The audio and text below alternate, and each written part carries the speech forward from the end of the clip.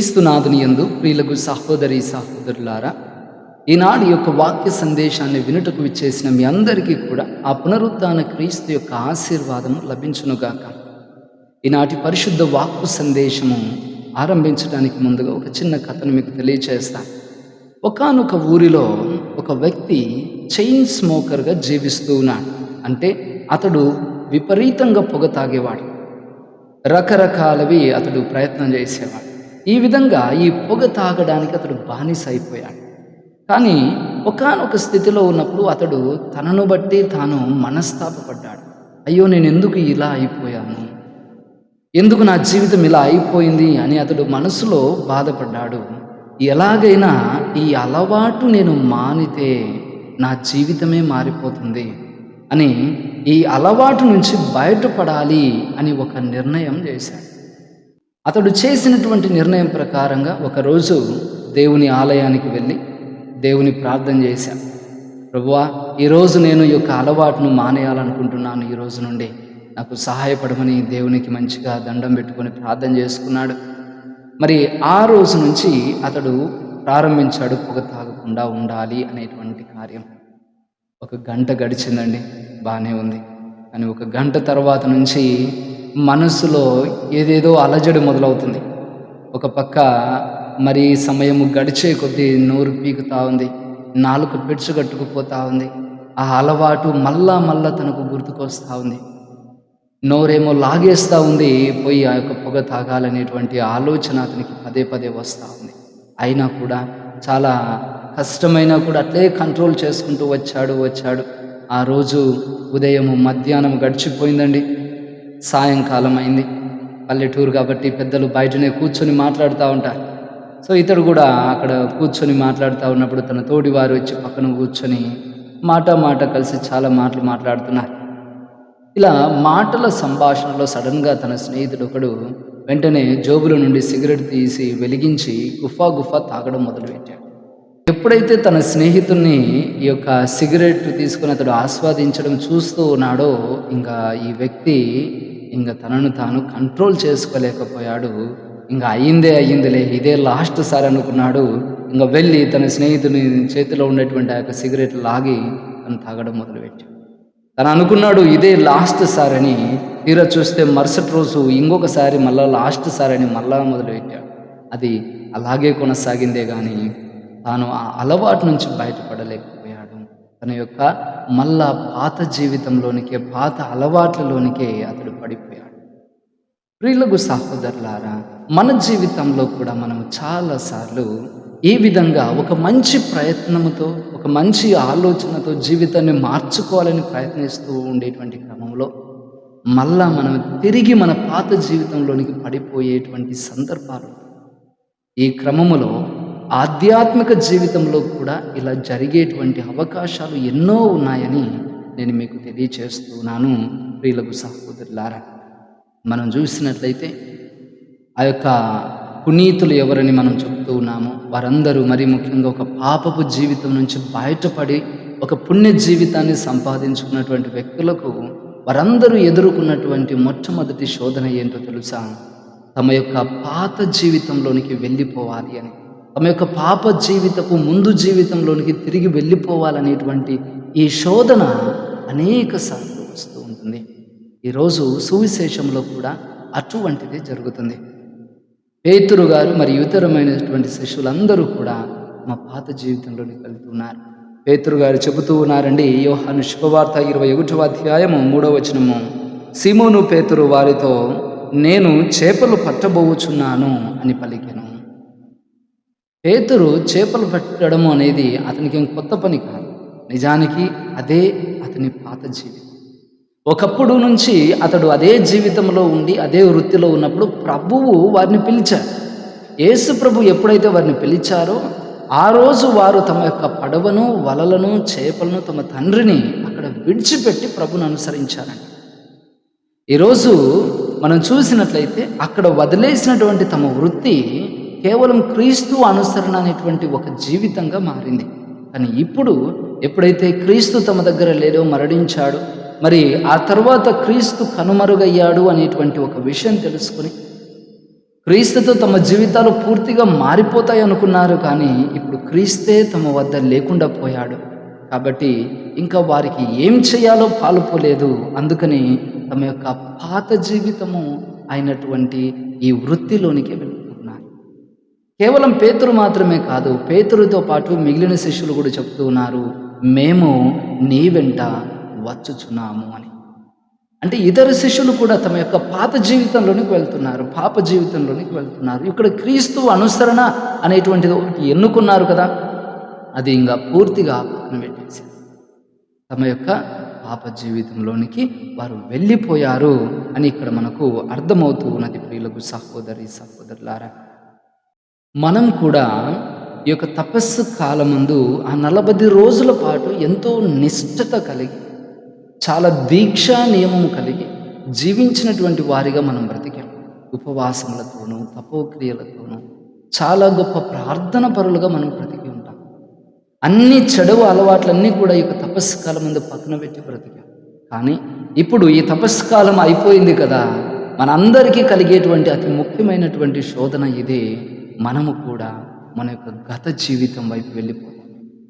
మనం వదిలేసినటువంటి అలవాట్లలోనికి వెళ్తామేమో. మన జీవితాలన్నీ కూడా ఇక్కడ ఒక యూటర్న్ తీసుకుంటాయి. We are all going back to our old life. మన పాత జీవితం వైపు మనం లాగివేయబడతాం. మనం జాగ్రత్తగా ఉండాలి. అందుకని అక్కడ తపస్సు కాలం మాత్రము నిష్ఠత కలిగి జీవించి, ఇక్కడ మళ్ళా అదే పాత అలవాట్లతో మనము అంటిపెట్టుకొని జీవిస్తే మనలో ఎటువంటి ఉపయోగం లేదు. మనకు అది విలువనేమీ సంపాదించి పెట్టినట్టు లేదు అని మనం తెలుసుకోవాలి. ఎందుకనగా నీవు వదిలిపెట్టినది శాశ్వతంగా వదిలిపెట్టి. ఇక్కడ కూడా చూడండి, ఈ శిశువులు తమ యొక్క పాత వృత్తిలోనికి వెళ్ళిన తర్వాత వారు చేపలు పడుతూ ఉన్నారు. నిజానికి వారికి ఏమైనా దొరికాయా అంటే నిజానికి ఏం దొరకలేదు. అక్కడ ప్రభు వచ్చి అడుగుతున్నారు, మీ దగ్గర ఏమైనా చేపలు ఉన్నాయంటే వారందరూ చెప్తున్నారు లేవు అని. అంటే వాళ్ళకు అర్థమవుతుంది, వాళ్ళ యొక్క పాత జీవితం వైపు తిరిగి వెళ్ళిపోవడం వల్ల ఎటువంటి ఉపయోగం. అదేవిధంగా మన జీవితాల్లో కూడా మనం తెలుసుకోవాలి, మనల్ని మన పాత జీవితం మనల్ని ఎప్పుడు కూడా వెనక్కి లాగుతుంది. పాత జీవితంలోనే పాప జీవితంలోనే ఉండమని. అలా వెళ్ళామా మన జీవితానికి కూడా ఎటువంటి లాభము, ప్రయోజనము, ఉపయోగం అనేది ఉండదు అని మనం తెలుసుకోవాలి. మరి ఇక్కడ ఈ యొక్క శిశువులు తమ యొక్క పాత జీవితం వైపు వెళ్ళిన తర్వాత మళ్ళా వారిని ఎవరు సంరక్షిస్తూ ఉన్నారు? చూడండి, ఇక్కడ సువిశేషంలో చూస్తూ ఉన్నాము, క్రీస్తు ప్రభువే మళ్ళా వారిని వచ్చి పిలుస్తున్నారు. అక్కడ వారికి ఎప్పుడైతే ఈ యొక్క చేపలు లేవు అని వారు చెబుతూ ఉన్నారో, అక్కడ ప్రభు వారికి తెలియజేస్తూ ఉన్నాడు, ఇదిగో ఈ కుడి వైపున మీరు వలలు వేయండి, మీకు చేపలు పడతాయి. వారికి విస్తారమైన చేపలు. ఈ యొక్క అద్భుతాన్ని బట్టి మనం చూస్తే ప్రభువు ఇదే అద్భుతము వారి జీవితంలో మొట్టమొదటిసారి పిలిచినప్పుడు చేశారు. ఆ యొక్క పేతురు వారి యొక్క బృందము రాత్రంతా శ్రమించి ఏ చేపలు దొరకలేదని వారు చెప్పినప్పుడు ప్రభువు వాళ్ళకు ఆజ్ఞాపిస్తారు, మీరు వలలు వేయండి కొంచెం లోపలికి వెళ్ళి అని. అప్పుడు వారికి విస్తారమైన చేపలు పడ్డాయి. ఆ రోజు ఆ చేపలను అన్నింటినీ విడిచిపెట్టి వారు క్రీస్తును అనుసరించారు. ఇప్పుడు మరొకసారి క్రీస్తు ప్రభువు ఇటువంటి ఒక విస్తారమైన చేపలు వారికి పడడం అనేటువంటి ఒక అద్భుతాన్ని చేపించి, ఇదిగో ఇక్కడ ఉండేది క్రీస్తే అని వారికి నిరూపించడంతో వాళ్ళు మళ్ళా తిరిగి ఈ యొక్క ప్రభువును అనుసరించడానికి పరిగెత్తుకుని వస్తున్నారు. అనగా అలా తమ యొక్క పాత జీవితంలోనికి తిరిగిపోయినటువంటి వారిని ఉత్థాన క్రీస్తు తిరిగి తీసుకుని వస్తూ ఉన్నాడు. మరి ఇక్కడ క్రీస్తు తీసుకుని వచ్చేటువంటి ఈ విధానంలో ప్రత్యేకత ఏంటి అంటే, మొట్టమొదటిసారి ప్రభు వారిని తీసుకుని వచ్చినప్పుడు వారు స్థిరంగా ఉండలేకపోయారు, తిరిగి వెళ్ళిపోయారు తమ యొక్క పాత జీవితంలో. కానీ ఇప్పుడు ఉత్థాన క్రీస్తు ఎప్పుడైతే వారిని పిలుస్తూ ఉన్నాడో, ఈ సందర్భంలో వారు క్రీస్తును ఎప్పుడైతే అనుసరిస్తున్నారో, ఇలా వచ్చి అనుసరించినటువంటి ఈ శిష్యులు ఇంకా తమ జీవితాల్లో ఎన్నడూ కూడా వెనుదిరిగిపోరు. ఉత్థాన క్రీస్తు ప్రభు యొక్క శక్తి ప్రభావము ఇటువంటిదని మనం తెలుసు. ఒకసారి ఆ ఉత్థాన క్రీస్తు యొక్క ప్రభావాన్ని మనం సంపాదించుకున్నాము అంటే, ఇదిగో మన యొక్క జీవితాల్లో తిరుగులేనటువంటి ఒక జీవితం వస్తుంది. వెనుదిరిగిపోకుండా ఉండేటువంటి ఒక మనస్తత్వం మనం అలవాటు చేసుకుంటాం.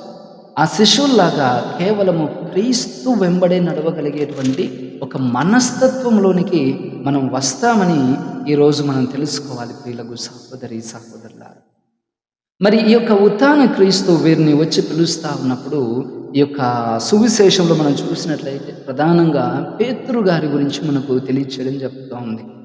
పేతురు గారు యొక్క ప్రత్యేకత, అతడు ఒక నాయకుడిగా ఎంచబడుతున్నాడు. ప్రభువు చేత శిష్యులందరిలో కల్లా మొదటి వాడిగా ఎంచబడుతున్నాడు. ఒక ప్రత్యేకమైన స్థానం పేతురు గారు సంపాదించుకుంటారు క్రీస్తు ప్రభు దగ్గర.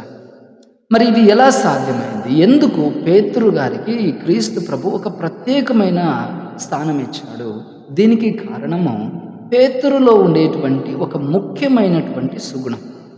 ఏంటి అది అంటే, ఇదిగో పేతురు గారు ప్రభువు పట్ల ఏ విషయంలోనైనా స్పందించటంలో మున్ముందుగా ఉండేవాడు. మొట్టమొదటి అడుగు పేతురే వేసేవాడు. ఆ రోజు ప్రభువు అడిగాడు, ఇదిగో నా గురించి మీరేమనుకుంటున్నారంటే వెంటనే పేతురు చాలా వేగంగా సమాధానం చెప్తున్నాడు, ఇదిగో మీరు క్రీస్తు అని. అదేవిధంగా ఆ యొక్క కడరా భోజనంలో పేతురు గారు కూడా ప్రభువుకు సమాధానం చెప్తాడు, ఇదిగో నా ప్రాణం పోయినా పర్వాలేదు, నేను నిన్ను విడిచిపెట్టను అని పలుకుతాడు. అదేవిధంగా ఇక్కడ కూడా అక్కడ యోహాను చెబుతున్నాడు, అక్కడ ఉండేది ప్రభువే అని చెప్పిన వెంటనే పేతురు గారు ఆ యొక్క పడవలో నుంచి సముద్రంలో దూకి మరి ప్రభు దగ్గరకు వచ్చేస్తున్నాడు. అంటే ప్రభువు పట్ల స్పందించటంలో పేతురు గారు చాలా వేగంగా ఉంటారు. మొట్టమొదటి అడుగు తీసుకుంటున్నారు. అదే అతని నాయకత్వపు లక్షణంగా మనం చూడాలి. క్రీస్తు ప్రభువు పట్ల అతడు ఎల్లప్పుడూ ముందడుగు వేసేవాడై ఉన్నాడు. అందుకని శిష్యులలో అతడు మొదటివాడిగా ఎంచబడ్డాడు, నాయకుడిగా ఎంచబడ్డాడు అని మనం తెలుసుకోవాలి ప్రియులకు సహోదరి. మరి ఎప్పుడైతే వీరు తిరిగి వస్తూ ఉన్నారో ఈ యొక్క పేతురు గారు అటువంటి ఒక స్పందనను ప్రభు పట్ల చూపించిన వెంటనే ప్రభువు అతని ప్రేమకు ఒక పరీక్ష పెడుతున్నాడు. అతని ప్రేమ స్థాయి పరీక్షించబడాల్సి వస్తుంది. అందుకని ప్రభు అడుగుతున్నాడు, యోహాను పుత్రుడు అయిన సీమోను, నీవు నన్ను ప్రేమించుచున్నావా అని ఈ మాటను ప్రభు 3 సార్లు అడుగుతున్నాడు. పేతురు ఎందుకు 3 సార్లు అడుగుతూ ఉన్నాడంటే, పేతురు గారు 3 సార్లు ప్రభు అంటే నాకు ఎవరో తెలియదని బొంకాడు. అతడు అబద్ధం చెప్పాడు, ప్రభు నాకు తెలియదు అని. కాబట్టి అతడు 3 సార్లు బొంకిన దానికి ప్రతీకగా, దానిని రూపు మార్చేదిగా, తొలగించేదిగా మళ్ళా 3 సార్లు అతడు తన ప్రేమను బహిర్గతం చేయాలి.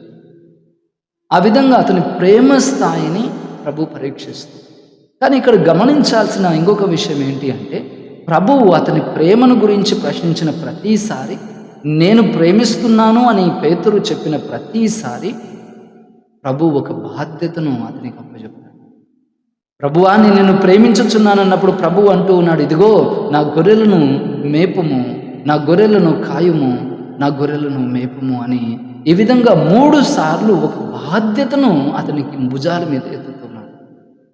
ఇది ఎలా జరుగుతూ ఉన్నదంటే ప్రియులకు సహోదరులారా, నిజంగా ప్రేమ కలిగిన వ్యక్తి బాధ్యత కలిగిన వ్యక్తిగా కూడా జీవిస్తాడు.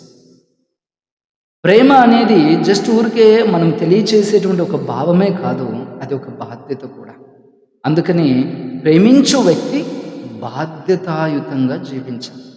ఇక్కడ పేతురు గారు తన ప్రేమను వ్యక్తపరుస్తూనే, ఇదిగో నేను బాధ్యతను కూడా స్వీకరించాలి అనేటువంటి ఒక విషయము మనకి ఇక్కడ వాక్యము రూఢిపరుస్తూ ఉంది అని మనం తెలుసు. మరి ఎప్పుడైతే ఒక వ్యక్తి ప్రేమను కనబరుస్తూ బాధ్యతను స్వీకరిస్తాడో అతడు ఎంతటి శ్రమనైనా ఓర్చుకొనగలడు. ఈనాడు మనం చూస్తూ ఉన్నామండి, మొదటి పట్టణంలో అపోస్తుల కార్యములు 5వ అధ్యాయము 40-41 వచనాల్లో మనం చదివినట్లయితే అక్కడ శిష్యులందరినీ కూడా బందీ చేసి అక్కడ ఉండేటువంటి ఆ పెద్దల విచారణలో జరుగుతూ ఉన్నప్పుడు వారందరూ కూడా వీరిని కొరడాలతో కొట్టి, ఇదిగో మీరు క్రీస్తుని గురించి బోధించకూడదని చెప్పి పంపివేశారు. అక్కడ శిష్యులు మాట్లాడుకుంటూ ఉన్నారంట, ఇదిగో యేసు నామము కొరకు శ్రమలు నొందేటువంటి భాగ్యం మాకు లభించిందని వారు ఎంతో సంతోషపడ్డారు. అంటే క్రీస్తు ప్రభువు పట్ల వారికి ఉన్నటువంటి ప్రేమ, వారు దానిని ప్రకటించేటువంటి బాధ్యతలో చూపించారు. ఆ విషయమై వారికి వచ్చిన ప్రతి శ్రమను వారు స్వీకరించి, ఈ శ్రమలు కూడా వారికి ఆనందదాయకమైనవి అని వారు తెలుసుకుంటూ ఉన్నారు. అవును ప్రియులకు సహోదరులారా, ప్రేమించువాడు బాధ్యత కలిగి ఉంటాడు. ఆ బాధ్యత కలిగిన వాడు ఎన్ని శ్రమలైనా ఓర్చుకొని ముందుకు వెళతాడని మనకు ఈరోజు తెలుసుకోవాలి. ఈ విధానము కేవలం అపోస్తలులు కనబరిచే విధానం కాదు, మన ప్రభువుకు క్రీస్తు చూపిన మార్గం. ప్రభువు మనందరినీ ప్రేమించాడు కాబట్టి మన అందరి రక్షణ బాధ్యతను అతడు తన భుజాల మీద వేసుకొని ఎంతో బాధకరమైన శిలువ శ్రమలను అతడు అనుభవించాడు. ఆ శ్రమలన్నింటినీ అతడు సంతోషంగా భరించి మనకు రక్షణ యాగాన్ని చేశాడు. అదే మార్గము ఇప్పుడు శిష్యులు అవలంబించుకున్నారు. దేవుని పట్ల అదే ప్రేమను, అంతే బాధ్యతాయుతంగా దైవరాజ్యాన్ని ప్రకటించడంలోనూ, దానికోసం వచ్చేటువంటి శ్రమలన్నీ కూడా అంతే సంతోషంగా భరించారు. ఈరోజు మన జీవితాల్లో కూడా అంతే. ఉత్థాన క్రీస్తు ప్రభువు మనల్ని పిలుస్తున్నాడు. మనము పాత జీవితంలోనికి వెళ్ళిపోకుండా ఒక నూతన జీవితంలోనే, నూతన పంథాలోనే మనము కొనసాగాలని మన ఉత్థాన క్రీస్తు మనల్ని పిలుస్తున్నాడు.